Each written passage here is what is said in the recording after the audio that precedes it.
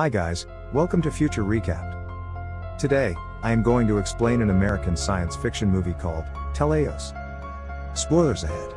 Watch out and take care. In the year 2038, genetic engineering has allowed the creation of GC people, a species that is physically superior to regular humans, and with controlled emotions. Over a decade later, a crew of GCs is sent to Saturn's moon Titan aboard the ship Teleios, to investigate what happened to the Atromitos expedition, which was sent to mine a mineral compound that can help save Earth's polluted atmosphere. Little do they realize, that what they are about to discover may threaten to destroy themselves and the whole of humanity. In space, while the rescue crew is working on a mission, they are sent a welcome message from Earth by Nordum. He tells them that he trusts them that they will recover cargo, and he will send live transmissions after their arrival. During their conversation, they hear the system saying, detected elevated levels of methane gas. Then, Commander Linden asks the other crew member, Iris Duncan, to close the gap quickly. Then he asks Emma Anderson to access the ship's mainframe, but she says that there is no response. Meanwhile, Chris Zimmer, who is another crew member, says that the Atromitos are 10 times their mass. And they have to engage immediately, otherwise, it would cause them trouble. After some time, when they increase the kill thrusters, Chris says that they have become clear now. Just then, Nordum from the Earth calls them again, and says that since the last transmission, 3 months have passed and he hears nothing from Atromitos, and that they conclude that all of the crew is dead. Then, he tells them to recover the cargo and they are counting on them as this mission is very important. After that, Duncan and other crew see the Atromitos captain's talk, in which he says that the crew has been working for the last couple of weeks, and the compound has been harvested and ready for transport. He then says that they are only 26 days behind the schedule, and once the crew clears the quarantine, they will be ready to go. After some time, the crew opens the ship door, and goes along with their guns outside. Commander Linden sees that the black box is forcibly removed, and the plants have grown into a jungle. There, he sees the humanoid robot girl, Lulu, and asks her about Travis O'Neill, who is the single survivor from Atromitos, to which she answers that she doesn't know about him. Meanwhile, Duncan finds O'Neill, and calls for other crew members.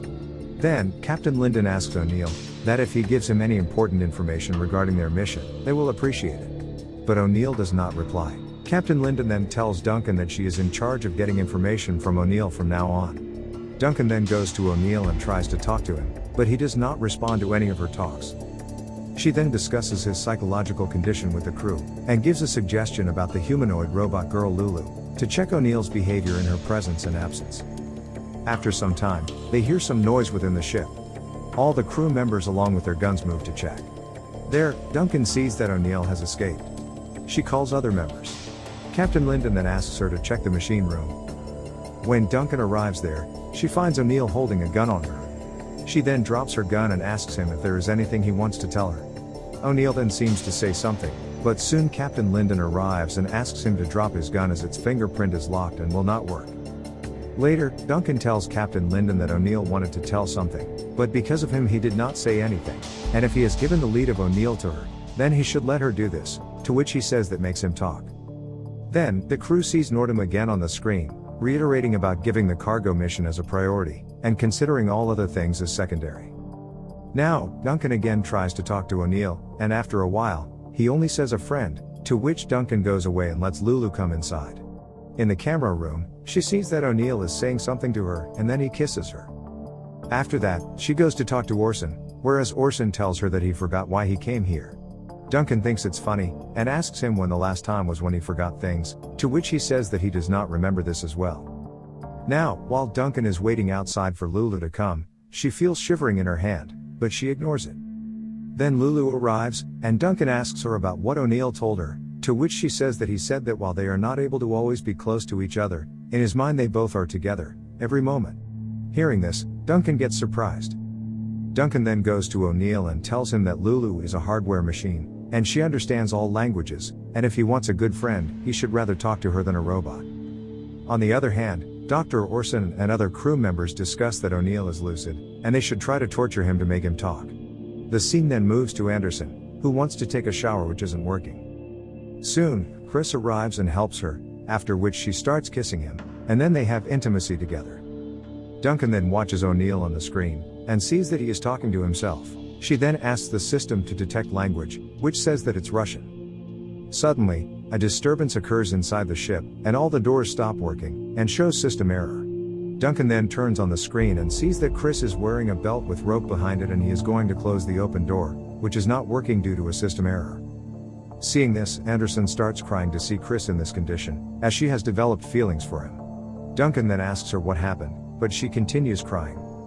Meanwhile, Commander Linden holds the rope as Chris is floating in the ship and trying to close the door. The oxygen level is critical at that time, but Chris closes the door somehow, and becomes unconscious. Commander Linden then asks Anderson if it was her duty to fix the bugs of the system, but she might have focused on something else. Anderson then asks Linden if he thinks it's her fault, to which he tells her to fix that problem. After that, while Anderson is checking the system, Linden talks about the communication messages, but she starts crying, to which Linden asks her what happened to her. She says that she doesn't know what's wrong with her. Meanwhile, Chris arrives and Anderson hugs him. Linden sees all this and asks Chris to focus on his work. Now, when Linden asks Duncan if she got any information from O'Neill, to which she says that nothing was a coincidence from the start, and the ship was never in any real danger. It was purposely put close to Titan's atmosphere, shortly before they arrived. Hearing this, Linden asks her for what purpose all of this happened. Duncan replies that it is O'Neill's narrative, but Linden says that he is muttering nonsense all the time.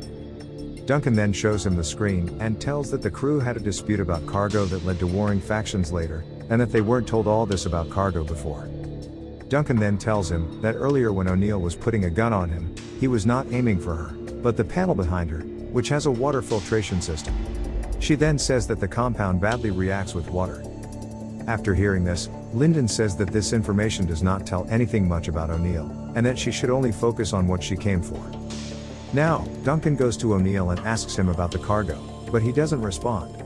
Then, Dr. Orson and Lulu arrive, and Orson asks Lulu to put her hand on the table, after which he cuts her hand. They notice O'Neill's behavior, who becomes angry to see Lulu in this condition. Then Orson throws Lulu away, attacks her back with a hammer, and takes her circuit out.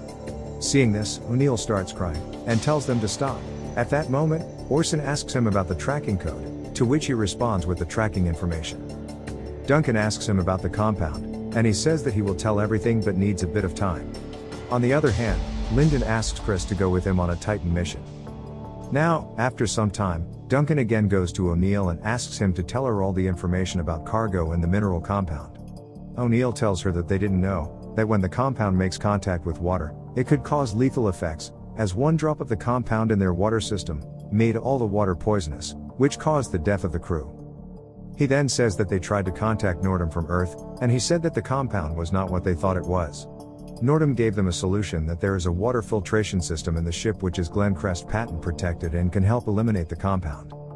Duncan then asks O'Neill how he could be the only survivor, to which he says that after Nordum gave them the solution, two sides emerged, and those who wanted to stop that compound from reaching the Earth were killed by the other group.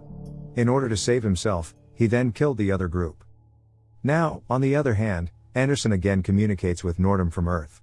He says that they inserted a tracking system in the DNA of all the crew, which is now manipulated, causing the crew members to lose control of their emotions, and soon they all will lose their minds. Hearing this, Anderson starts crying. Orson then says that they all are showing signs of losing emotions, and they should replace their blood with O'Neill's blood, to get rid of this problem. Then Duncan asks O'Neill about how many bottles of blood each of them needs, to which he says 2. She then says that it will kill O'Neill, as he will become short of blood, but later they all agree.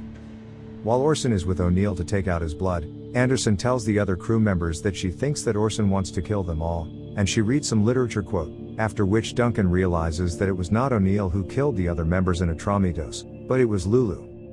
Then, they all run with their guns to kill Lulu and O'Neill. While Chris and Anderson are working on the system, Anderson confesses her love for Chris before she gets killed. Now, Lulu first kills Orson, and then she gets into a fight with Chris, finishing him as well. In the meantime, Duncan shoots Lulu from behind, and she ends up dead. Linden then grabs O'Neill and tries to kill him, but surprisingly Duncan kills Linden with the injection. She then tells O'Neill that she tried to control her emotions from the very start, due to which the DNA mutation did not affect her. O'Neill asks her why she did not kill him, to which she says that it is because he did not reprogram Lulu. She then asks O'Neill to go back to Earth and live his life, after which O'Neill commands the system, which says that it will take 2 years and 339 days to reach it. The movie ends with Duncan, having tears in her eyes, commanding the system to move with the highest speed. The system responds that it will destroy the ship, but despite the warning, she continues with her decision. To watch more recaps like this, you can just click on one of the movies on your screen and continue the show. Or subscribe for more videos like this, turn on notifications, and leave a like to help out the channel. Thanks for watching.